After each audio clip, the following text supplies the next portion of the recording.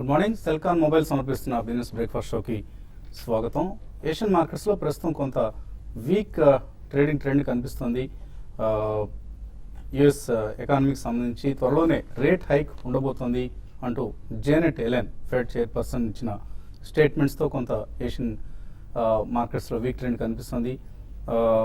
So మన markets ఒక slightly negative బయాస్తో open అయ్యే అవకాశాలు కనిపిస్తున్నాయి. నిక్కీ జపనీస్ ఇండెక్స్ మాత్రం స్ట్రాంగ్గా ట్రేడ్ అవుతుంది. అలాగే చైనీస్ ఇండెక్స్ ఈ రెండు స్ట్రాంగ్గా ఉన్నాయి, ఎందుకంటే జపాన్లో ఎక్స్పోర్ట్స్ డేటా చాలా పాజిటివ్గా వచ్చింది. దీంతోపాటు అక్కడి కరెన్సీ ఎన్ బలహీనంగా ఉంది.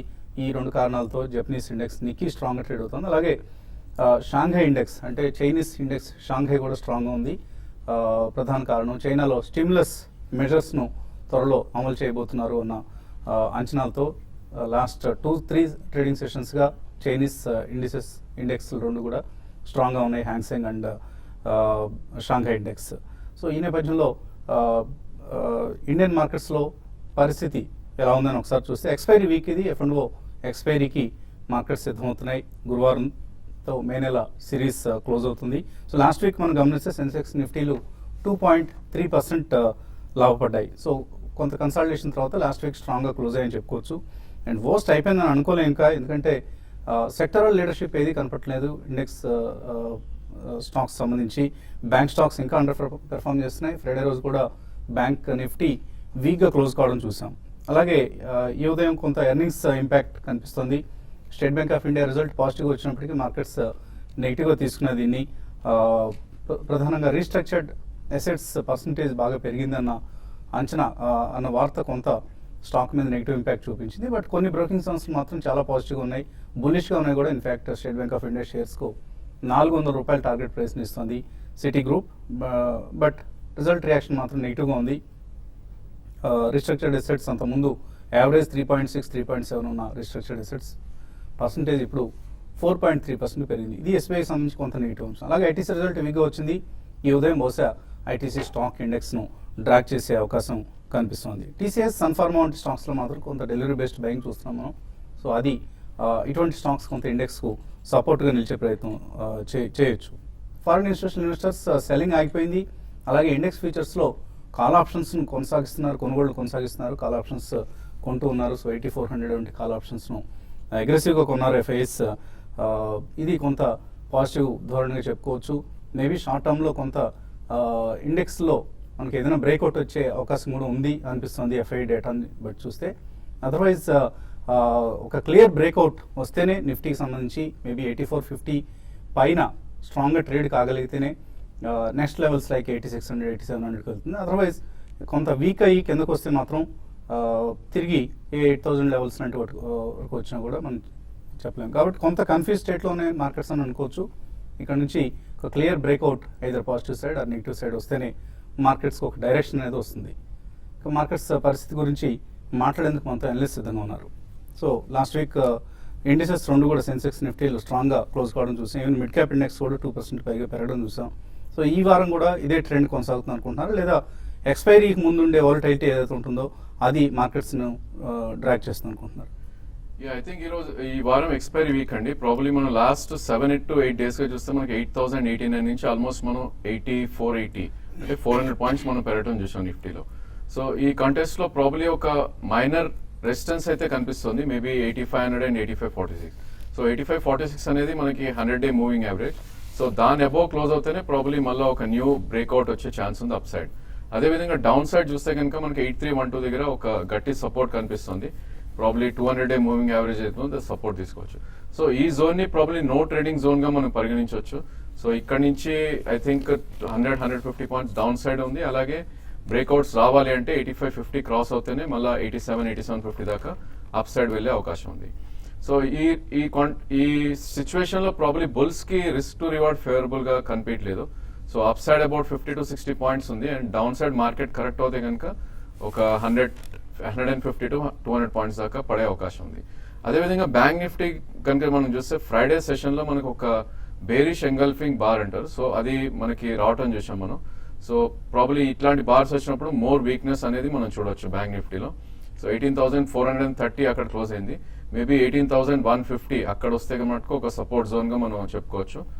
Definitely I think bank Nifty కూడా సెల్ ఆన్ ర్యాలీస్ అనే చెప్పొచ్చు ఈ స్టేజ్లో. 18,800 అనేది మనకి గట్టి రెసిస్టెన్స్ ఉంటుంది. So any rally maybe 200 to 300 points వస్తే ప్రాఫిట్ బుకింగ్ తీసుకోవచ్చు మనం. అదేవిధంగా CNXIT చూస్తే కనుక లాస్ట్ 7 సెషన్లోనే మనం 11,000 నుంచి 11,700 దాకా వెళ్ళటం చూసాం. So 700 points without any correction. So ఈ ఇండెక్స్ కూడా ప్రాబ్లీ ఒక 30% రిట్రేస్మెంట్ చూసుకున్నా కూడా మనం 200 పాయింట్స్ దాకా కరెక్ట్ అయ్యే అవకాశం ఉంది. So net on net probably బుల్స్కి ఫేవరబుల్ లేదు ఈ స్టేజ్లో. So short term traders to medium term traders profits book చేసుకోమని చెప్తాను. మేబీ డిప్ 150-200 పాయింట్స్ నిఫ్టీలో వస్తే I think we can rebuy that. Individual stocks కనుక చూస్తే మనం ఐ థింక్ ఏవైతే న్యూ హైస్ వెళ్తున్నాయో ఆ స్టాక్స్ని మనం ఫోకస్ చేయడం ఈ స్టేజ్లో it would be better. Adani enterprises 786 previous swing high అది. సో అది బ్రీచ్ అయ్యి 794 దగ్గర క్లోజ్ అవుట్ చూసాం. 2 ప్రైస్ పాయింట్స్లో తీసుకోమని చెప్తాను, 794 and 770. 750 stop loss. Next target దాని 850 to 880 అని చెప్పొచ్చు. అదేవిధంగా Tata Elxsi I think last 5 వీక్స్గా చూస్తే కనుక 5 వీక్ హై ఏదైతే ఉందో 1213 దాని అబౌవ్ క్లోజ్ అవుట్ అని చూసాం 1233 దగ్గర. సో ఇది కూడా ఇక్కడ నుంచి కూడా 70 to 100 పాయింట్స్ పైకి వెళ్ళే అవకాశం ఉంది. స్ట్రిక్ట్లీ 1215 స్టాప్ లాస్ పెట్టుకుని టాటా ఎల్ఎక్సీ కూడా బై చేయొచ్చు. అలాగే fix call drops or get ready to pay price. Ravishankar Prasad telecom కంపెనీస్ని వార్న్ చేస్తూ ఇవాళ పత్రికల్లో ఇంటర్వ్యూస్ ఇచ్చారు. ఇదే కనుక నిజంగా అమలు చేయాల్సి వస్తే ముందుగా పెనాల్టీస్ లేవీ చేయాల్సింది telecom sector leader Bharti Airtel. So Bharti Airtel service quality చాలా చాలా డిటరేట్ అయిపోయింది. ప్రత్యేకించి హైదరాబాద్లో చాలా ప్రాంతాల్లో ఎయిర్టెల్ సేవల నాణ్యత పూర్ అని చెప్పుకోవచ్చు. చాలా పేలవంగా ఉంటుంది. 2 రోజులుగా చాలా ఏరియాల్లో హైదరాబాద్లోని ప్రధాన ప్రాంతాలు పలు ప్రాంతాల్లో ఎయిర్టెల్ నెట్వర్క్ పనిచేయడం లేదు. టవర్స్ పూర్తిగా విఫలమయ్యాయి. సో ఈ పరిస్థితిని ఎయిర్టెల్ ఎప్పటికీ రెక్టిఫై చేస్తుంది. ఎందుకంటే మోర్ BTS అంటే బేస్ ట్రాన్సివర్ స్టేషన్స్ను ఎయిర్టెల్ వినియోగించుకోవాల్సి ఉంటుంది. ఎందుకంటే చాలా హ్యూజ్ ట్రాఫిక్ పెరిగిపోయింది. బట్ దానికి తగ్గట్టుగా BTSలు అందుబాటులోకి తీసుకురావడంలో ఎయిర్టెల్ సంస్థ విఫలమైంది. ఇందువల్లనే ఇప్పుడు పైగా 3G నుంచి 4Gకి షిఫ్ట్ అవుతూ ఉంటున్నారు. ఆ షిఫ్టింగ్ ప్రాసెస్లో కూడా కొంత వైఫల్యం కనిపిస్తుంది. ఓవరాల్గా ఎయిర్టెల్ వినియోగదారులు చాలా అవస్థపడుతున్నారు. ఈ పరిస్థితిని ఎయిర్టెల్ త్వరలోనే చక్కదిద్దాలి అని వాళ్ళు డిమాండ్ చేస్తున్నారు. సో కొంతమంది మనకు ఇచ్చిన కంప్లైంట్స్ ఆధారంగా ఇప్పుడు ఏవైతే మనం చూస్తున్నామో గ్రాఫిక్స్లో అది ఎయిర్టెల్ పట్ల వెలువెత్తుతున్న ఫిర్యాదులకు స్పందనగా TV5 చేస్తున్న ప్రయత్నం. టెక్నికల్గా ట్రేడర్స్కు మీరు ఎటువంటి సలహా ఇస్తారు? ఎక్స్పైరీకి ముందు ఎటువంటి సూచనలు సలహాలు ఇస్తారు? ఎక్స్పైరీకి ముందు మార్కెట్స్ రేంజ్ బౌండ్ ఉండే అవకాశమే ఎక్కువ ఉందండి. మార్కెట్లో ఎటువంటి బ్రేక్అవుట్ కూడా వస్తుందనేది అని అనుకోను. ఇదే రేంజ్లో కొనసాగవచ్చు. బట్ ట్రెండ్ అనేది స్టడీగా ఉంది, స్లో అండ్ స్టడీగా ఉంటుంది. ఇండివిజువల్ స్టాక్స్ అనేది ఇక్కడ నుంచి పెరిగే స్టాక్స్ లిస్ట్ కొంత ఉంది. తర్వాత ఈవెన్ పడడానికి అవకాశం ఉన్న స్టాక్స్ కూడా ఉంది. కాబట్టి అటువంటి వాటిలో పొజిషన్ తీసుకోమంటాను. ఓవరాల్ మార్కెట్ ట్రెండ్ పరంగా చెప్పండి, గ్లోబల్ కీస్ చాలా స్ట్రాంగ్ ఉన్నాయి. దానివల్ల మన మార్కెట్స్ ఈవెన్ వీక్గా ఉన్న మార్కెట్ కాస్త పాజిటివ్గా రావడం చూసాము. ఈ రోజు కూడా Asian markets even US market week ఉన్నా కూడా అన్ని కూడా దాదాపు ఒక్కొక్క ఇండెక్స్ తప్ప మిగతా అన్ని కూడా చాలా స్ట్రాంగ్గా ట్రేడ్ అవుతున్నాయి. మరి ముఖ్యంగా షాంఘై అండ్ హ్యాంగ్సింగ్ రెండు కూడా దగ్గరగా 2% దాకా పెరగడం చూసాము. కాబట్టి కొంచెం ఏదంటే గ్లోబల్ క్యూస్ స్ట్రాంగ్ ఉండడం వల్ల మన మార్కెట్ ఒక వీక్ నుంచి పాజిటివ్గా వస్తుంది. కాబట్టి దాని దృష్టిలో పెట్టుకొని ట్రేడర్స్ కొన్ని ఇండివిజువల్ స్టాక్స్లో లాంగ్ పొజిషన్ తీసుకోమని సజెస్ట్ చేస్తాను. లైక్ జైన్ ఇరిగేషన్ రిజల్ట్ తర్వాత చాలా స్ట్రాంగ్ అప్ ట్రెండ్ వచ్చింది. 1-2 రోజుల తర్వాత లాస్ట్ 2 డేస్గా కన్సాలేషన్లో ఉంది. బట్ అది ఈ రోజు కొంచెం పెరగవచ్చు. దాంట్లో లాంగ్ పొజిషన్ తీసుకోమంటాను. తర్వాత అపోలో టైర్స్ కూడా చాలా స్ట్రాంగ్గా ఈ సిరీస్లో అప్ ట్రెండ్ ఉంది. అది కూడా కరెంట్ లెవెల్స్ నుంచి పెరగడానికి అవకాశం ఉంది. తర్వాత హీరో మోటార్ కార్పొరేషన్ ఒకటి రీసెంట్గా చేస్తే లో నుంచి 10% దాకా పెరిగింది. దీని ఎవరీ డిప్లో కూడా ఈ సిరీస్లో లాంగ్ పొజిషన్ తీసుకోమని సజెస్ట్ చేస్తాను. అయితే బ్యాంక్ నిఫ్టీ విషయానికి వస్తే లాస్ట్ ట్రేడింగ్ సెషన్లో బ్యాంక్ SBI చాలా స్ట్రాంగ్ రిజల్ట్ అనౌన్స్ చేసినా కూడా హ్యూజ్ సెల్లింగ్ షార్ట్స్ సెల్ అనేది హైయర్ లెవెల్లో చూసాము. దగ్గర ఎఫ్ఎండోలుగా చూస్తే 20% ఓపెన్ ఇంట్రెస్ట్ పెరిగింది. స్టాక్ హై నుంచి కరెక్ట్ అయింది. బట్ క్రూషియల్ లెవెల్ అయిన 280 కూడా బ్రేక్ అయింది. అయితే ఈ రోజు రేపట్లో ఈ స్టాక్ 280 పైన సస్టైన్ కాగలిగితే ఇది కూడా స్టేబుల్గా ఉండే అవకాశం ఉంది. బట్ లాంగ్ పొజిషన్ తీసుకునే అనే వాళ్ళు ఇప్పుడు ఇది ఇక్కడ కాకుండా కొంచెం అరౌండ్ 272 అండ్ 274 మధ్య వచ్చినప్పుడు SBIలో లాంగ్ పొజిషన్ తీసుకోమంటాను. అరౌండ్ 265 దగ్గర హ్యూజ్ సపోర్ట్ అనేది SBIకి ఉండొచ్చు. తర్వాత బ్యాంక్ నిఫ్టీ మాత్రం కొంచెం సెల్ అండ్ ర్యాలీస్ స్టేజ్కి వచ్చింది. బట్ అది కూడా పెద్దగా 1-2 రోజులే తర్వాత మళ్ళీ బ్యాంక్ నిఫ్టీ కూడా మళ్ళీ పెరగడానికి అవకాశం ఉంటుంది. ఈరోజు 18,000 400 దగ్గర రెసిస్టెన్స్ ఫేస్ చేసే అవకాశం ఉంది. డౌన్ సైడ్ చూసుకుంటే 18,220 దగ్గరికి వచ్చి ఆగడానికి అవకాశం ఉంది. తర్వాత సెల్లింగ్ కొన్ని స్టాక్స్ ఉన్నాయి, లైక్ టాటా మోటార్స్ ఒకటి ఈ సిరీస్లో చాలా వీక్గా ఉంది. హై నుంచి చాలా కరెక్ట్ కావడం చూసాం, కాబట్టి టాటా మోటార్స్ని 520 దగ్గర స్టాప్ లాస్ పెట్టుకుని దాని బిలో ఉంటే సెల్ చేయమంటాను. తర్వాత ఎస్ బ్యాంక్ ఒకటి కూడా ఐటీ సిరీస్ మొత్తం అవుట్ పర్ఫార్మ్ చేసింది, బట్ ఈ రోజు కొంత హై లెవెల్లో ఇంట్రాడే కోసం ఎస్ బ్యాంక్ని సెల్ చేయమని చెప్తాను. హలో, అడగండి. నమస్తే అండి వసంత్ గారు. నమస్తే, చెప్పండి. ఐడిఎఫ్సి ఒకటి కోల్టేపాట్లు ఒకటి ఈ లెవెల్లో కొనొచ్చా? ఐడిఎఫ్సి కోల్టే పాటిల్ లెవెల్లో తీసుకోవచ్చా? ఐడిఎఫ్సి అయితే అండి ఒకటండి, ఐడిఎఫ్సి రీసెంట్గా చూస్తే ఏమాత్రం హై లెవెల్ సస్టైన్ కాలేకపోతుంది. మధ్యలో 178, 180 లెవెల్స్ టెస్ట్ చేసి మళ్ళీ ఇమీడియట్గానే వీక్ అయిపోయిందండి. బట్ ఒక పుల్ బ్యాక్ అయితే ఐడిఎఫ్సిలో రావడానికి అవకాశం ఉంది. మీరు షార్ప్గా ఎగ్జిట్ కాగలిగితే ఒక 5 to 6%, 10% ప్రాఫిట్ మధ్యలో మీరు ఎగ్జిట్ అయ్యే పని అయితే మీరు బై చేసుకోవచ్చు. తర్వాత కోల్టే పాటిల్ విషయానికి వస్తే ఇది కూడా చూస్తే ఇది కంపేర్ టు ఐడిఎఫ్సి చాలా స్ట్రాంగ్ ఉంది. ఇది రీసెంట్గా కొంత 2 న్యూ హైస్కి వచ్చాక నుంచి కొంచెం రివర్స్ కావడం చూసాం, బట్ కరెంట్ లెవెల్స్లో మళ్ళీ స్టాక్ రీబౌండ్ కావడానికి అవకాశం ఉందండి. కాబట్టి మీరు ట్రేడింగ్ పరంగా చెప్పాలంటే కరెంట్ లెవెల్స్లో మీరు బై చేసుకొని బిలో 200కి వచ్చినప్పుడు బై చేసుకుని around 230 and 240 levels new highs touch చేయొచ్చు. అది కానీ క్రాస్ అయిందంటే 260 దాకా పెరిగే అవకాశం ఉందండి. తర్వాత కాలర్ కర్నూలు నుంచి కుమార్ లైన్లో ఉన్నారు. Hello hello sir, good morning sir. Good morning అండి, అడగండి. Sir, state bank of India, yes bank sir. నేను స్టేట్ బ్యాంక్ ఆఫ్ ఇండియాను 305 లో తీసుకున్నాను, 50 షేర్లు ఉన్నాయి. అది నెక్స్ట్ టార్గెట్ ఎంత వరకు వస్తుంది సార్? ఎస్ బ్యాంక్ కూడా నెక్స్ట్ టార్గెట్ ఎంత వరకు వస్తుంది? జనవరిలో తీసుకున్నాను సార్ స్టేట్ బ్యాంక్. జనవరిలో కొన్నారు. ఎస్బీఐ కనుక మనం చూస్తే యాక్చువల్లీ మనం ఒక బేరిష్ ఎంగల్ఫింగ్ బార్ రావడం చూసామండి. ప్రాబ్లీ ఈ స్టేజ్ లో అయితే సపోర్ట్ ఉంది 279, మనకి 200 డే మూవింగ్ యావరేజ్. సో మనం అరౌండ్ 282 దగ్గర క్లోజ్ అయ్యాం. సో మీకున్న పొజిషన్ స్ట్రిక్ట్లీ 275 కింద స్టాప్ లాస్ పెట్టి హోల్డ్ చేయండి. అదేవిధంగా పుల్ బ్యాక్ కనుక 291 to 297 వస్తే అక్కడ మీరు ఒకసారి I think you have to book loss దీనిలో, ఎందుకంటే మొన్ననే రిజల్ట్ రోజే అది ఆల్మోస్ట్ 305 మీ ప్రైస్ అయితే టచ్ చేయడం చూసాం. సో వీక్గా ఉన్న స్టాక్ కొంచెం 290, 297 మధ్యలో మీరు ప్రాఫిట్స్ బుక్ చేయొచ్చు. అదేవిధంగా ఎస్ బ్యాంక్ మాత్రం మీరు హోల్డ్ చేయొచ్చు అండి పొజిషన్. అది 20 day moving average above trade అవుతున్న స్టాక్ అది. సో మీకు 835, 840 దగ్గర మంచి సపోర్ట్ ఉంది. So around 860 current market price. ఇది కూడా 910 and 915 వస్తే మీరు ప్రాఫిట్స్ బుక్ చేయొచ్చు. తర్వాత వేణుగోపాల్ హైదరాబాద్ నుంచి.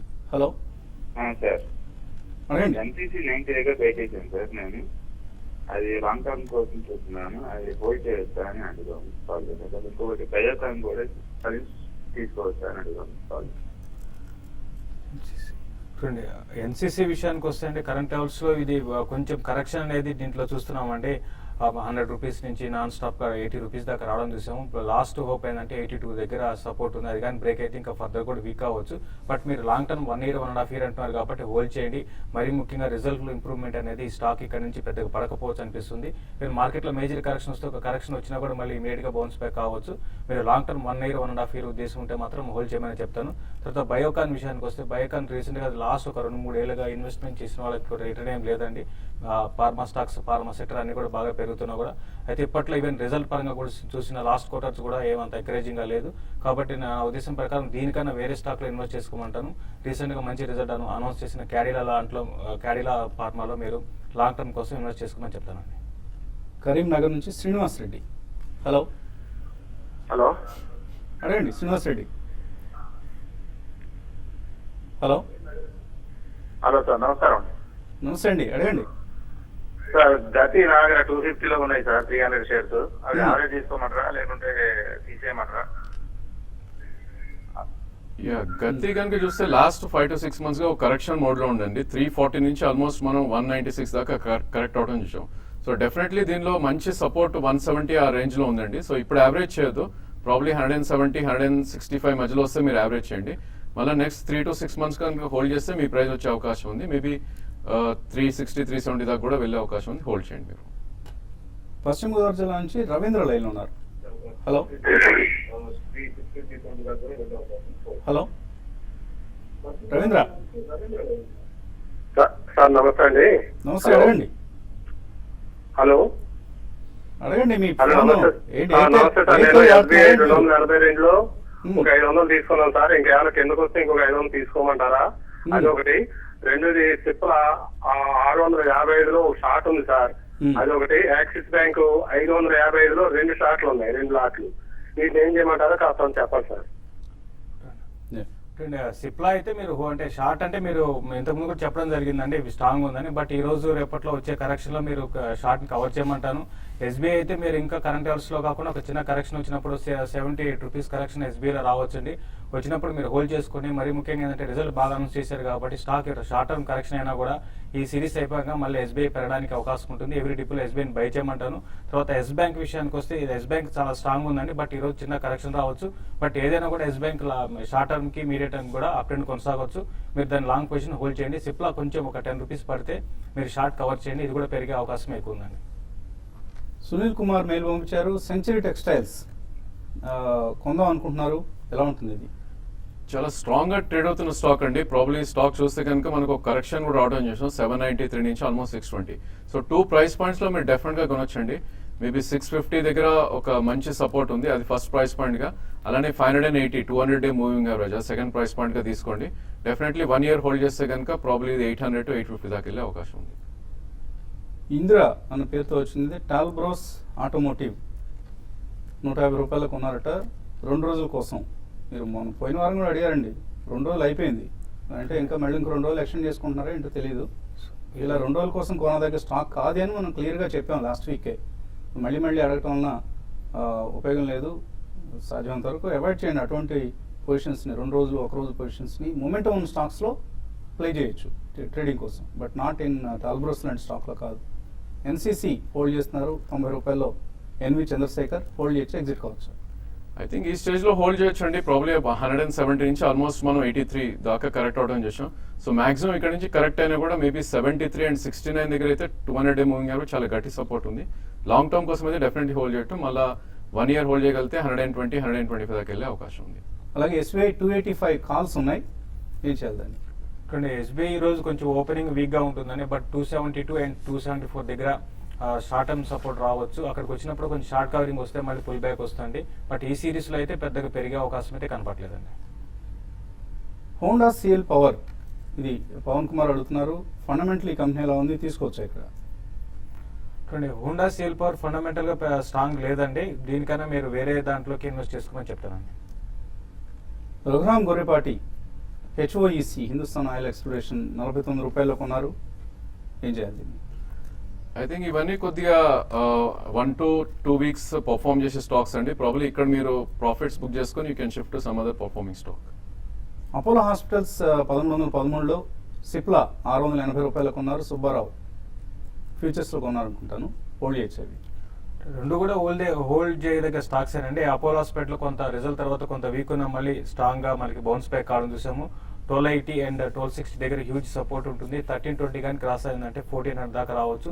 సిప్లా ఈ రోజు కొంచెం ఒక చిన్నపాటి కరెక్షన్ వచ్చినా కూడా ఈ రోజు కొంత నెగిటివ్ న్యూస్ ఉంది, అయినా కూడా మళ్ళీ స్టాక్ రీబౌండ్ కావచ్చు అండి. 660 దగ్గర హ్యూజ్ సపోర్ట్ సిప్లాకు ఉందండి.